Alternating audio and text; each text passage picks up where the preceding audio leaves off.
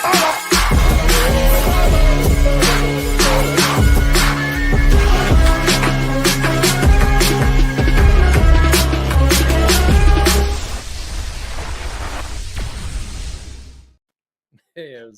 willkommen zurück auf Schalke America. I'm your host, Richard. Joining me as always, co-host Jack. How we doing on this Monday? Misery Monday. Doing all right, sir. How are you? Doing all right. I think that's as best I can do at the moment is doing all right. It's just when we were feeling all high and dandy about ourselves, we kind of it was a mixed weekend for me. I had some very some late game theatrics in a positive way with the Chicago Bears, and I had some late game theatrics in a negative way with Schalke. So, interesting one to talk about. My whole weekend was this crap. All my teams lost. So, what are you gonna do? What are you gonna do? But yeah, we're gonna talk about Schalke tonight. Eric, see you in the chat. Glück Auf to you. Everyone else in the chat, listening in, watching along. Hope you all are doing well as we are, I guess I should say. Rundown for tonight. We're going to do a brief match review, talk about the game that was Karlsruhe on the road. We're going to get to our 4 talking points from the game and then preview the big game, the Topspiel Elversberg this weekend coming up. Lots to get into from this game, but we'll start it off and just look at the lineups going through this game. We need to make a couple changes heading into this game. There'll be a couple changes for the next game, which we can always get to later. But look at the lineups. First for the home team, nothing too crazy with them. They got decent defenders. It's a really good team just overall. Very similar to us in many ways, but obviously Van Six, the guy we kind of highlighted in the last episode, guy to really watch for. And obviously Schlussner, a guy who has been just very hot this season. He's already got 5 goals heading into this game. Nothing too crazy with the lineup. I mean, it's a good team all the way around, Jack. I think there's very few weaknesses on this team. Yeah, I mean, it's the guys we pointed out before. Like you said, their leading goal scorer, and then of course, Vanacek, who's hurt us in the past, and there's good players up and down the squad. So, pretty aggressive attack. Was looking forward to seeing how this one was going to play out, but I kind of figured we were going to have our hands full here. Yeah, for sure, getting our hands full. The change to the lineup, obviously, Karius is still in goal, but the change we would see is Kuricay. Not starting would be Katic and Ayhan in this one with Gantenbein, Ilfauzi, Schallenberg back in the middle with a Yunus into the lineup with Karaman and Silla. I think the surprise for me, not so much Sanchez, but Yunus. We got to see him. We saw a little bit of him, I think, last game or in the Pokal. We got to see him in this game. I wasn't sure what to see. Expecting him. Obviously, he's going to have a lot of rust, but what were your thoughts from the lineup that we had head into the match? The Ayhan Sanchez combo is an interesting one. That's not one that we've seen this season, I think, so far, outside of maybe at some not from the starting 90-minute point at least. Yeah. So that was definitely notable on my end. And then, like you said, Yunus, we talked a little bit after the the Pokal about maybe the squad selection and the fact that he was kind of becoming available, and hadn't got any minutes yet this season. So not necessarily against him once again getting that opportunity. I think if we have some of these guys, there's going to be opportunities where we need to rotate them in and use them. I just think this was a pretty rough game from us overall. So it's hard to judge Yunus on the basis of that one performance when it was pretty dour performance in possession from us in this game. That being said, I do feel like he was a little bit easy to get through in the first half. In their buildup, I just didn't really feel like he was a factor all too often in terms of assisting with that. I think they were kind of playing in behind him a lot, pretty easily. So we kind of shout that out. But beyond that, like I said, don't have an issue with him being in the lineup though.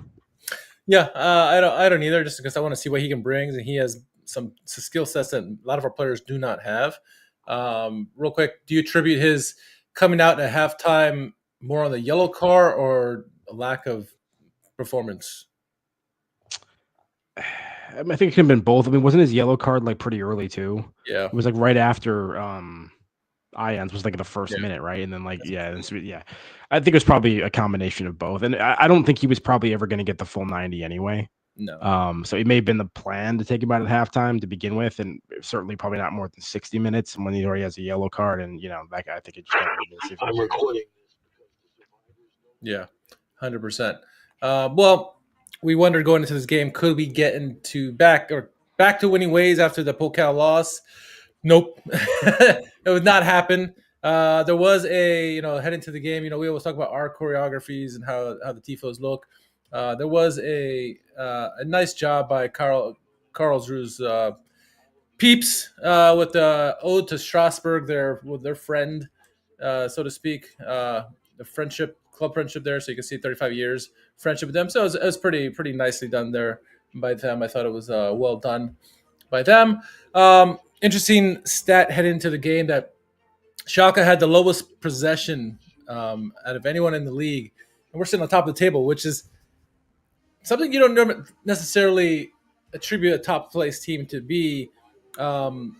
It's very much how we play. We're very much a counterattacking team, and lo and behold, Karlsruhe are also a counterattacking team, Jack. So it's going to be a game of who's going to have the ball versus the other. I think both teams are very comfortable not having the ball, and it showed that first half, I thought.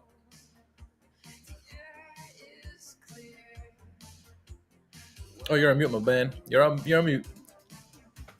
It's a classic. Yeah, I would agree. I mean, the first half overall, I think, especially at the beginning, I didn't think was that bad. It was just clearly very intense and a lot of back and forth. It was kind of requiring, a lot of us. I think there's a lot of games where you've seen that we've come out in the first 30 minutes in particular, and the energy levels and the work rate and some of the pressure we're putting under people is not matched by the opposition. And depending on the opponent, we actually take advantage of that and convert and score goals. And just from the very beginning, even though we had some decent spells, I think the first like 15 minutes especially, after that, yeah, I felt like it was super even and that we were being stretched pretty constantly as well. So I actually think over the course of the full 92 that they actually wore us down probably more than the reverse. Which was interesting because we haven't seen that a whole lot. But could also be, once again, coming off the back of a Pokal week and those kind of things too. So, yeah, absolutely. I think it was telling how, you mentioned that Ayhan Sanchez combo in the back there. First minute of the game, as you said, Ayhan gets a yellow card, nearly gives it away and, got the yellow card just so he wouldn't be embarrassed, really. Not a great way to start the game. And then within 5 minutes, there was a VAR call for a possible penalty. But ultimately, it was offsides during the build-up. So Karlsruhe did not get the penalty there. But I mean, outside of that, in the first half, there was a bicycle attempt by Silla in the first half, and it really wasn't for Karlsruhe's side. Really didn't get anything too dangerous until stoppage time in the first half, where Schlussener somehow got beyond on like a mini breakaway to Karius, and Karius made a nice big save on him just before halftime. But I think, as you said, it was fairly even first half. Both teams are good at what they do in terms of not giving up too much possession, not giving up too many chances, and you see why both these teams give up very little goals. And it was just kind of like feeling each other out almost. It was Schalke didn't want to go down early, and Karlsruhe didn't want to give up any goals early to start the game. So pretty even first half. I know the possession wise it was fairly even, but it really wasn't until second half, Jack, I thought, where things started kicking up. Interesting play of the game, and we've been very fortuitous in this regard this year, where 64th minute is just off a corner kick, Katic goes down, referee goes on and gives a yellow card to the defender, and you're like, wait, what just happened? I mean, at least I don't know why the yellow card happened initially. It took a while for me to kick into what happened. Did you get a read early on, like why the yellow card was happening and why we got the penalty kick? No, not at all. Not until we were looking at the replays and everything, for sure. Because I didn't seem obvious to me in the course of live play at all.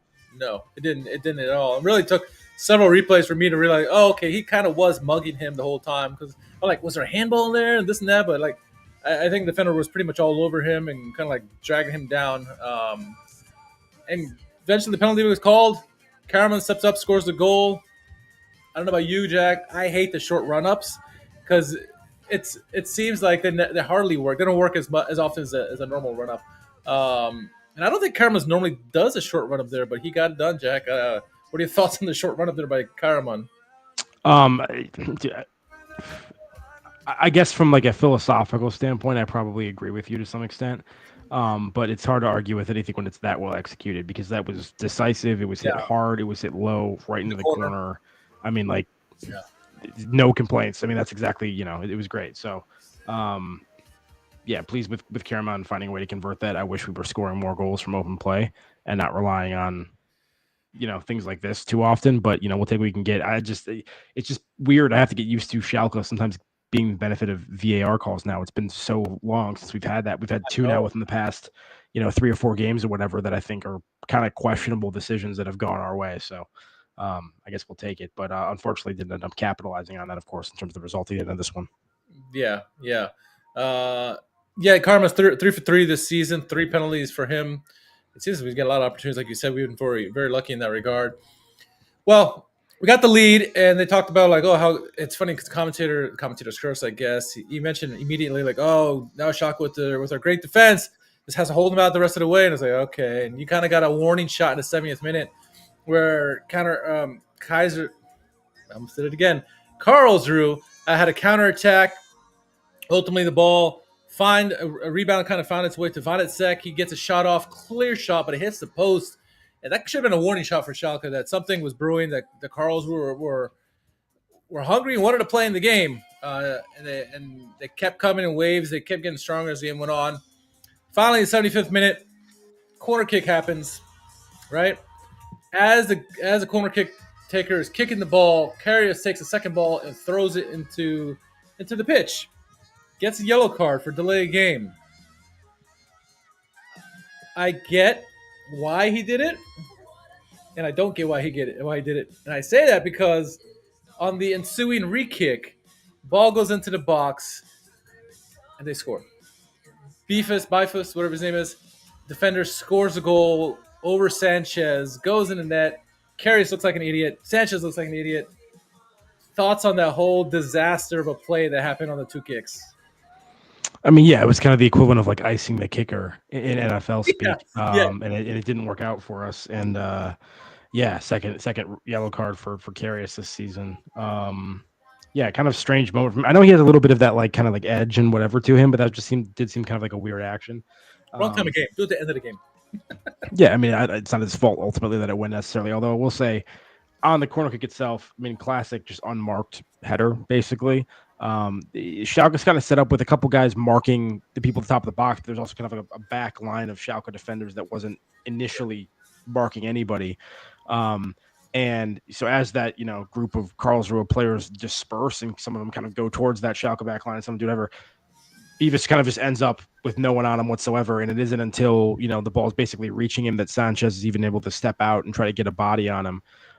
And simultaneously, Karius's timing is off too, because as the guy is taking the header, Karius is shifting to get set, so he's not planted and ready to move. So his reaction time in terms of how his feet were set, just kind of caught him at the wrong moment there. So kind of a double whammy, and squirts in. So just disappointing. And we've seen some of that recently too. So I don't know, cheap way for us to go ahead. Not the best way for us to concede, but they were still, like you said, 15 minutes after that to go out and still win the match. Yeah, and I thought at that point, considering the penalty we had and then they equalized, I thought it would have been a fair result, a draw, because I thought they were deserving of a point in the way they played, at least especially the second half. And it just seemed like once the 90-minute mark hit, it seems like we just got tired, or I don't know what happened. We switched off. But it seems like Karlsruhe were going for the kill, going for the winner, and the set piece was bad on the 76-minute goal. But then in stoppage time, the second or third minute stoppage time, Porat knocks the ball out of bounds, and they quickly play it in, and it was almost like a rehearsed play where they give it to the Karlsruhe player, I forget which player it was, and immediately crosses it into the box. It deflects off of their defender, Cobalt, right to Schlussner in the back of the net. I mean, it's a great goal by him. Great reaction goal. We've seen Toronto do that in the past, but damn, Jack. 2-1. We lose there. Thoughts on that last goal there, the winner by Schlussner? I mean, yeah, it's a heartbreaker. Really, really tough for us to not find a way to get that 1 point, on the road.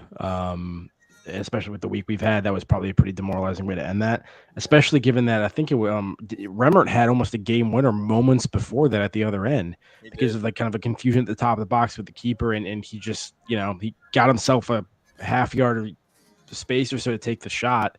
And Yeah. then just shanked it completely or whatever, like it bounced up and bobbled or whatever happened, and he couldn't get any purchase on it. But so huge swing because it looked like we were about to steal it potentially on a mistake from them. And then, like you said, for them to just kind of that play it was over before that play even felt like it was developing, which is what was weird about it. It was like you said, it was that quick cross and ridiculous first touch finish back in. So yeah, really tough. But I think after last week we talked about seeing how we respond to the Pokal match in this one. I think this is maybe going to be the one that's going to be more interesting to see how I respond to this is like going forward, like after the kind of week we've had and everything. And, we're not like we've fallen down the table. I think we're still in like second place, I think overall Yeah. at the moment with a little bit of a gap. So we're in a comfortable spot, but I mean, just to see like if there's any belief that gets kind of shaken again, because we know how easy it can be for Schalke to spiral at times when the criticism starts. So don't think we're anywhere near that yet, obviously. And these results are going to happen. Karlsruhe is a good team. Hard fought match. We lose it in the final seconds. It's not like we got blown out or anything like that. So I don't want to take too much, away from it. The only things I'd say are just it's still concerning, as I've said all season, the offense. I don't know what you think, but the one goal we score is a penalty. Yeah. It's not a great look for a team that's vying for promotion or, in the discussion of that. And we can, it seems like all these set pieces are the way we get goals. We had our chances, though. You mentioned, in the past, we've been clinical when we had the opportunities in the first half. We had, obviously, Silla going for the bicycle attempt. Gantenbein came close with a header that was cleared off the line. Karaman got a shot that was forced to save in the first half. So it was like we had our opportunities. We didn't put them away like we normally do. And then Karlsruhe ended up coming back and biting us. You're looking at the ratings from some of the players, and you always take a grain of salt. It's like this is SofaScore, this example, but like Sanchez, right there for both the goals for them, so he doesn't get a favorable rating there. Kates just had a really good game. Ihan had a weak game, but other than that, it was just like meh performance. And you see a lot more green on the Karlsruhe side. Their keeper made some good saves as well. So yeah, it's not the best game. It's certainly better than what we just had at the Pokal. So that's an improvement if you want there. But it kind of gets us into our 4 talking points here. Kind of want to start with the big elephant in the room, which is the set pieces. A clear defensive weakness for us. So both goals happened off of essentially set pieces in this game. Our defense had been the backbone this season, especially during the 5-game run. We had the best defensive record in the league, but conceding a late equalizer and then a late winner in this game, it kind of puts things into question.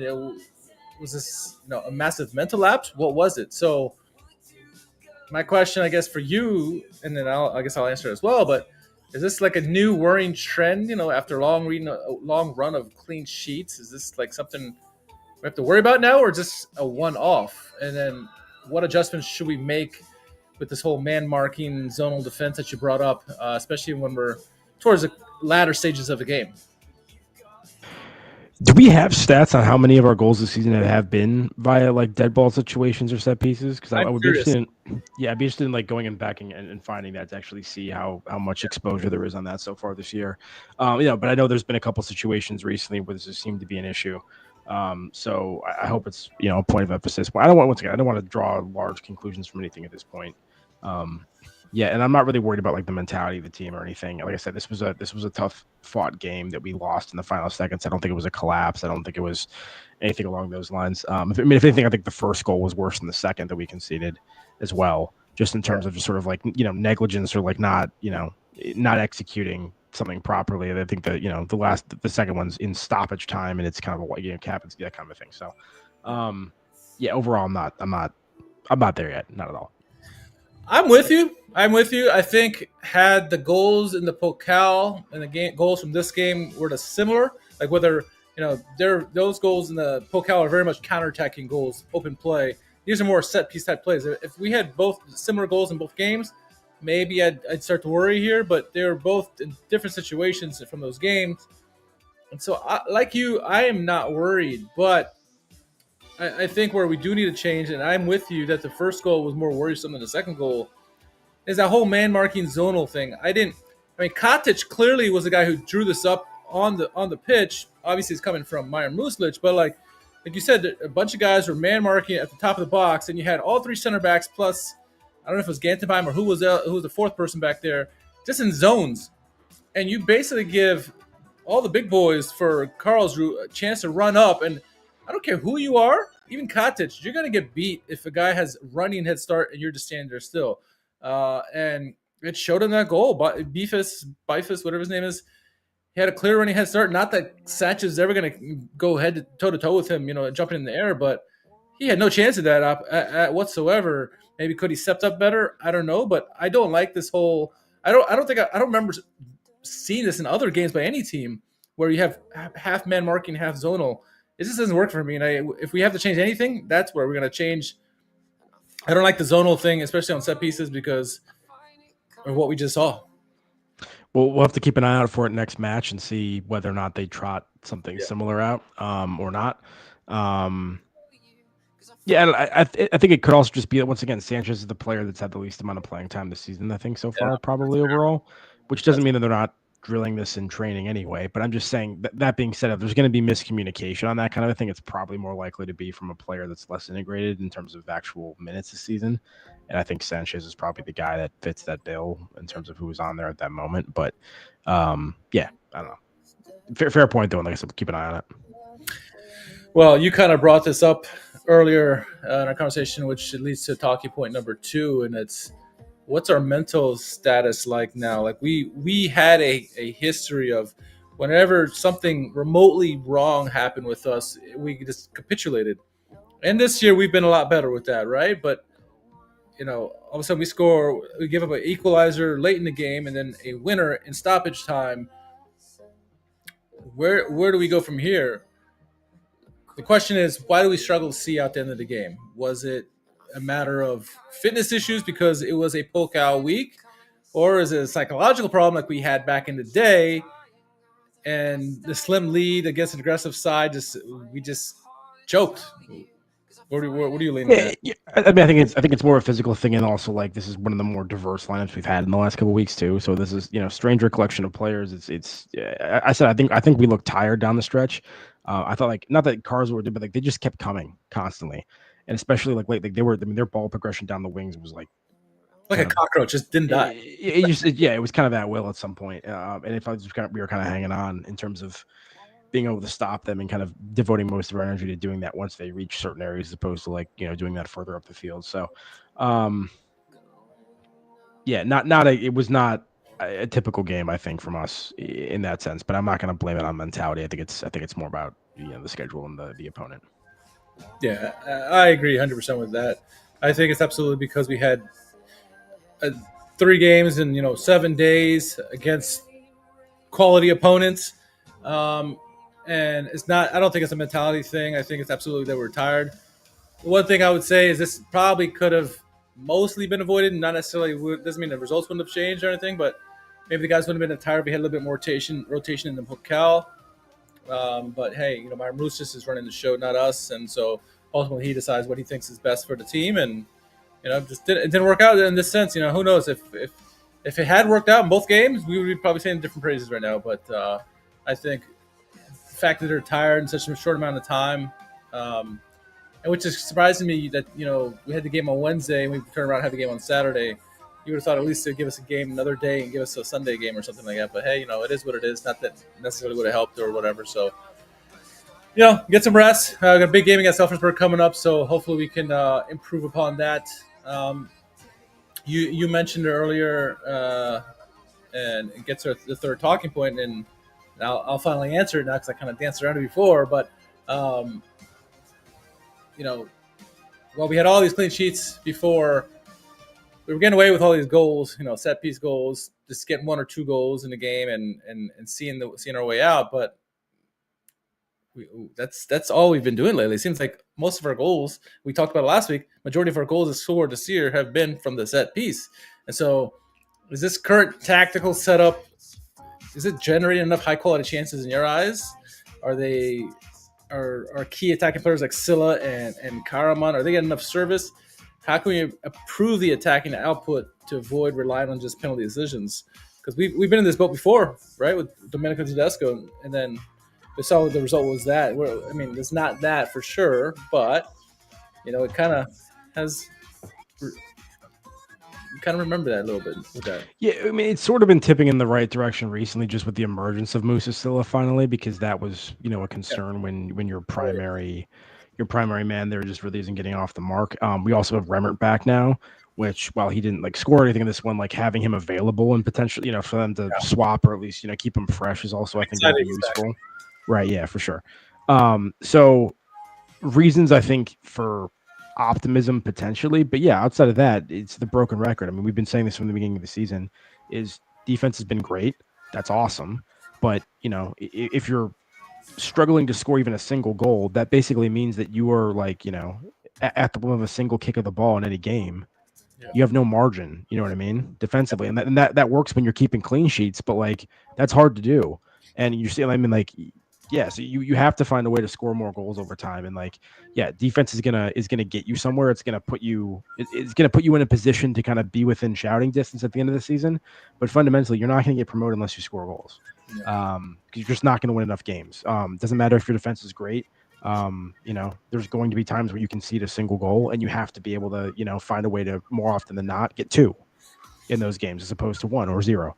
And this is another one where if we had converted Remmert's chance at the end, or some of the other ones that you mentioned, it's not like we didn't create anything. I'm not saying it was a particularly good game in possession from us. It wasn't, but I mean, were a couple opportunities. If any of those go in, it's a different picture. But not good enough so far this season. And this was another kind of example of that. So yeah, and we even said heading to the game that you're gonna need at least 2 goals to beat Karlsruhe, because they can score goals. They have some players like Schlussner, is obviously been a guy who's been on fire this year. But yeah, I do think the attackers aren't the greatest for the attack. It's effective because obviously we're winning. We get tons of clean sheets, and we got a goal or two, and we're in the good. But when we are going to face adversity this season in terms of teams who are just going to score, find a way to break us down. Just look at Darmstadt score 4 goals against us. We have to find ways to put the ball in the back of the net. And I think we've seen glimpses of every different facet working. Obviously, with the strikers, we've seen it working with El Fauzi getting involved in the play with the play up the middle. That's worked at times. We've seen the wing play between Becker and Gantenbein or Porat or whomever on the wings. That's worked out at times as well. But it's that consistency. You see all 3 of those phases working well together, including then you add the set pieces in there with with either the headers or corner kick goals or the penalties, whatever. I think I need a combination of all of that. Now, we're not there. It's still fairly early in the season, like you mentioned. I think there's 5 games left in the first half of the season. So it's still a long way to go. But we need to see some kind of improvement there. And I'm ecstatic to see Remmert back just because he was such a bulldog when he was starting in the beginning of the season. And now that Silla's scoring again, maybe he sees Remmert in there and it gets him going even further. Maybe I don't think we see Chibata anytime soon, but maybe in the second half of the season or something like that. But we just got to find the ball in the back of the net. And like I said, it wasn't like we didn't create chances. We did. If some of those go in and we go up 3 goals, it's a different story. We're not talking about that as much anymore. So just need to see the ball a little more back of the net and be more clinical. I know they're going to ram it through their heads this week in practice because it's a big game against a team that can score a lot of goals in Elversberg. Glück Auf, asynchroner. Good to see you in the house. All right. This last talking point leads into Elversberg. Gantenbein picks up his 5th yellow, which means an automatic suspension for him. He's clearly been the established guy on the right flank, right wing, if you so to speak. Losing him for the next match, Bayern Munich is going to have to change the starting 11 to what was really working well for him. Obviously, we talked about how Gantenbein is one of his guys because he presses very well. He gets into the attack as well. So he's someone that's a Bayern Munich guy. How do we circumvent that? So who steps in to replace Gantenbein? Who do we change the personnel? Do we change the tactical shape at all? And then, can we? I guess let's start with that. Gantenbein, more like Gelbebein.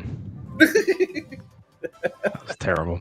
I mean, it's got to be Porat, right? I mean, like, who else is going to be at this point? I think he's probably going to be the one that's going to have to slot in for most of that 90. Yeah. Assuming Becker, is ready to go on the left-hand side. But we'll see. Did you think Becker looked weak in this game? I don't think anybody on the wings looked particularly good. I thought Becker looked better than Gantenbein and also like Sanchez and IN, in terms of those kind of stuff. But yeah, I thought it was tough. Yeah. I think Porat is the better choice as opposed to Donkor. I think Becker could play either wing. Porat obviously can as well, but yeah, Donkor is a body, but I don't know if he's doing anything for us at the moment. I think it has to be Porat. Trying to think of who else you could slot in there. You could probably put maybe a midfielder in there. You could possibly put El Fauzi there, but you don't want to ruin what he's got with Schallenberg in the middle there. So, I mean, yeah, I think Porat makes the most sense in the game against Elversberg. We'll see how he does. And how many times this season we said it's either Porat or Gantenbein? It's like Moose just going to play Bachmann there. yeah, I know. Put him at striker probably. My Swiss Army knife, Bachmann. Yeah, he's going to get him there. Yeah. Well, Becker's got to be careful too, as Asiker says. He picked up his 4th yellow in the game as well. So the next yellow, he's out. But actually, how about this? Is this the opportunity for Gotriciani to get a little 90? Could be, if nothing else comes off the bench. Oh, and we just got that in the chat too. Great minds think alike, right at the same time. Yeah. Has he gotten any minutes this season? I don't think he has. I don't think he has, other than preseason. I mean, it might be time to unleash the goat. Unleash the goat. I think it is time. Yeah, it is. It's a big game coming up. Top Spiel against Coach Cristiani. Top Spiel against Elversberg. They are 3rd in the table currently, just behind us, 1 point behind us in the table. Let's see if I can pull up the table here. Where's my screen? That's not what I wanted. That's what I wanted. All right, there we go. So we are sitting at 24 points. They are just behind us in 23 points.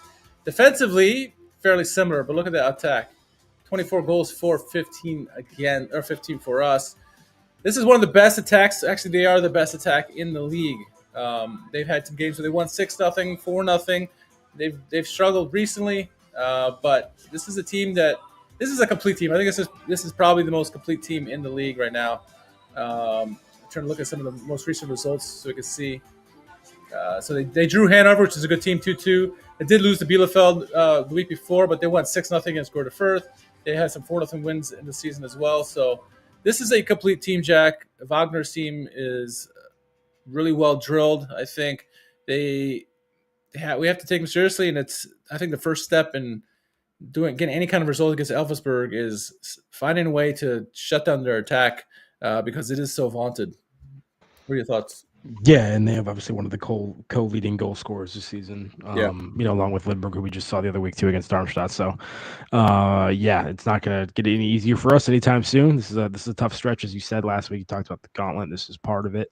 I think we just got to bunker down and hope there's not too much more damage that comes our way in the short term, that we can maybe get a draw out of this or rebound and get a win potentially. But not going to be easy. Going to be hard fought for sure. The saving grace is that the game is at home.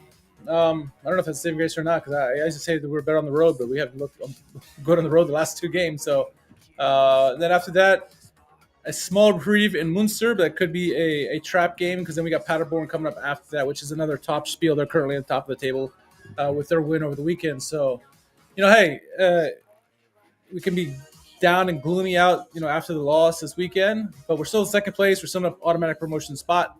That's still ideal position there, but we got one of the main contenders for promotion this year in Elversberg. We got to play them this weekend. It's going to be a good litmus test for us to see. This is the end of the gauntlet, so to speak. How do we end it? And I think, we think the mentality is good for sure, but there's some things we need to work on. In particular, some of the things we just pointed out in this podcast. So we'll see what we have, what we got. Any early predictions? Doesn't have to be a score, but thoughts on how we'll do compared to the last couple games? No. No. Not gonna let you drink your water. No, I'm just kidding. No.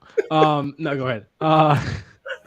Yeah, I mean, I'm not particularly optimistic for this one at the moment. As you said, Elversberg, one of the top attacks in the league, and Karlsruhe was another one that we just faced, and we didn't look particularly strong against them just now. And it's been a tough couple games for us in that department overall. So not the best time for us to be running up against Elversberg at the moment. But yeah, I don't know. I think it's not super optimistic at the moment. I'm not overall about the season, like not optimistic or worried about really our trajectory, but I think, after 5 or so unbeaten, we're probably going through a little bit of a dip at the moment, and we just gotta hold on and hope we can bounce back sooner rather than later. So with Elversberg game, we have 6 games left before the break. We got Elversberg, Münster, Paderborn, Düsseldorf, Nuremberg, Braunschweig to end it. There you go. So those are the 6 games before the break. Those last 3, if we can win all 3 of those, which we should, because those are all of those are bottom 12, 12 through 18. Yeah. Yeah. If we can win those 3, that would be a clutch way to finish the season, because it's going to be tough against Paderborn and Elversberg coming up for sure. It is. So I don't really have a result of the game. I just want to see better situational play defensively from our set pieces. I want to see us be able to create more opportunities from the open play, not just rely on the set pieces on the offense. And what I was encouraged by from the Karlsruhe match was that we kind of muddied that midfield. It was a midfield battle. I didn't see more of that. We have to kind of clog that midfield for Elversberg. They can create chances. We're going to have to rely more on that pressing that we had against Darmstadt in the first game and some of the other games we had this year, Hanover and some others, and then take our chances. When we do create chances, we have been creating, you got to finish them. And at least if you get 1 or 2 early, put Elversberg on their heels and try to get them out of their comfort zone, that'll help us a long way. But the longer it goes 0-0 or we go down a goal early or 2, it could be a long night. So I don't want to rest on the chance of trying to score multiple goals when we know we're not very capable of that, at least not this season thus far. So we'll see. Intercepting them, pressing them is going to be big in this game. So we'll see what happens in this game. But I'm going to pay attention very closely to see what changes we've made from what lessons have we learned from the last 2 games at least. So to be determined. Game is coming up this Saturday morning, bright and early, 7 a.m. Eastern time, 6 o'clock in Chicagoland time. So, all right, Jack, let's get on out of here. Where can our followers find you on social media? At JMMangan, JMMANGAN on Twitter. Very good. You can follow me at R_KHARMAN. More importantly, follow us at Schalke America all across social media. If you haven't done so yet, make sure you follow, subscribe, do all that jazz. Support us and spread the gospel of us. So, yeah, big game this weekend. We'll see what happens until then. But 1 podcast this week. We're back to our normal schedule. And so enjoy the rest of your week. If you had a team that sucked this weekend like us, just move on. All right. For Jack and myself, for everyone in the chat that joined us, thank you and Glück Auf. Enjoy the rest of your week. And we'll see you soon if I can find my mouse. Go.